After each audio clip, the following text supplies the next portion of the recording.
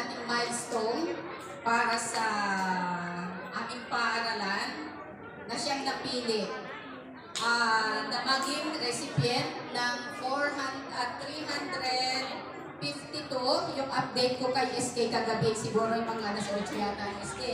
352 na kabataan na makakatanggap ng ating merienda maya-maya. Gutom na ba kayo? Pasensya, hindi pa kami gutom. Mamaya pa kayo kakain. So, SK Brian, maraming salamat sa inyong mga kasama na sabi ko kanina nagagandahan at nagwagwapuhan. Okay, ayaw tumingin.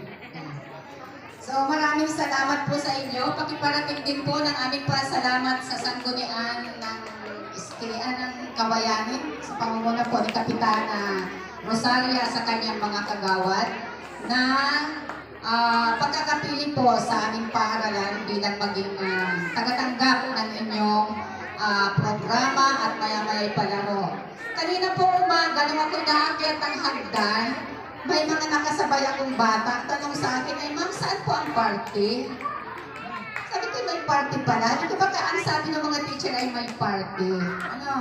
Sabi ko naman ay doon sa covered court. So, may party pala. May party tayo ngayon. At meron pa nga daw naka-pajama party at ang akala ay pajama party. Yan. Palakpak. Pag-party, meron nga akong nakita may magandang damit dyan. Talagang parang nakapag-party, parang grade 2 or grade 1 yun. Maganda ng damit. So, atin pong medyo kita'y na-late ng start sapagkat mayroon pong mga concerns, issues and concern na niresolve muna. Gusto ko rin pong ipaalala, kanina ay ito naman po out of dito na sa ating feeding. Pag po mayroong magulang, mayroong concern ng magulang, daanin po natin dun sa tamang proseso, mga kaguro.